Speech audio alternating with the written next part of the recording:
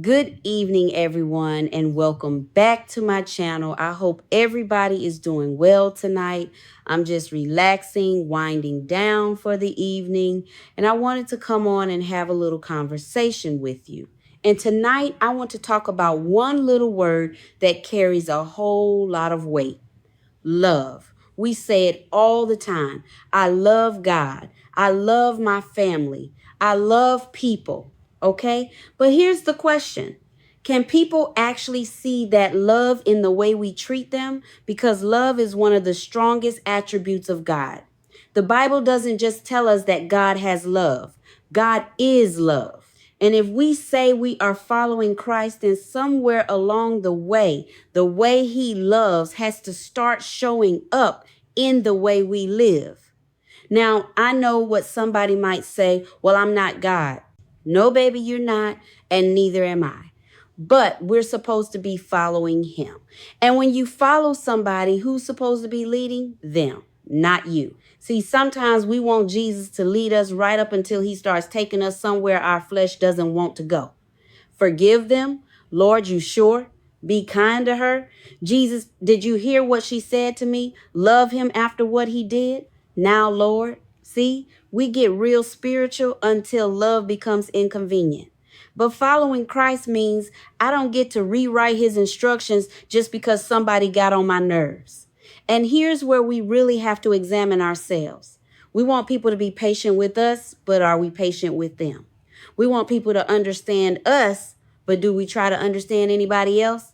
We want forgiveness when we mess up, but when somebody hurts us, suddenly we're keeping receipts from 1997. We want grace. We want mercy. We want compassion. We want another chance. But what are we giving? Because we cannot demand from people what we refuse to give to people. And please understand me, love does not mean allowing people to mistreat you. Love doesn't mean you can't have boundaries. Love doesn't mean you can't tell somebody the truth. Sometimes love requires truth. Sometimes love requires distance. Sometimes love even requires saying, I love you, but I cannot participate in this. But even our boundaries don't have to be hateful. Even correction doesn't have to humiliate somebody.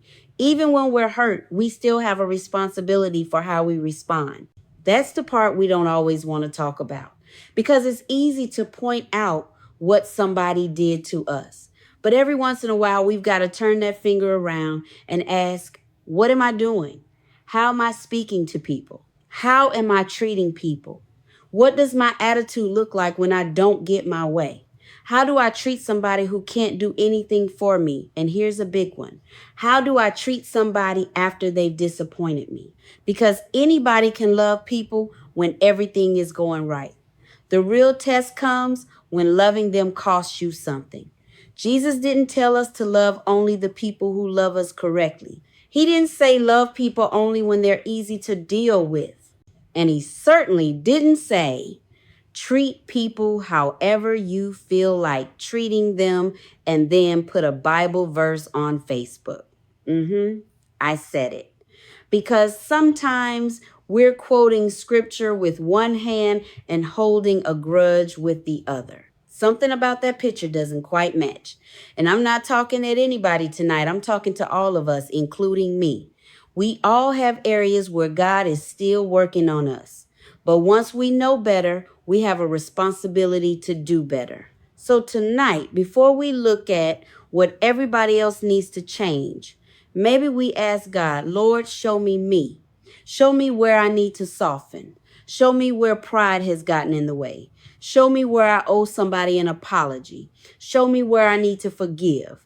Show me where I need to stop expecting grace that I'm unwilling to extend. Because at the end of the day, we're not called to love people according to how they treat us. We're called to love according to the example God gave us. And no, we're not going to do it perfectly, but we should be growing. There should be something different about the way we respond, the way we speak, the way we forgive, and the way we treat people. If we're going to say we're children of God, then our lives should eventually start looking like we belong to him. So that's my little evening thought for tonight. Before you go to bed, Don't just ask yourself, who loves me? Ask yourself, how well am I loving? Because love isn't just something we say, love is something we live. Thank you so much for spending these few minutes with me tonight. If this conversation made you stop and think even just a little bit, leave me a comment. I'd love to hear your thoughts. And don't forget to like, comment, share, and subscribe to the channel and hit that notification bell so you'll know every time I upload a new video. Until next time, stay encouraged, stay prayerful, and above all, choose love. Good night, everybody.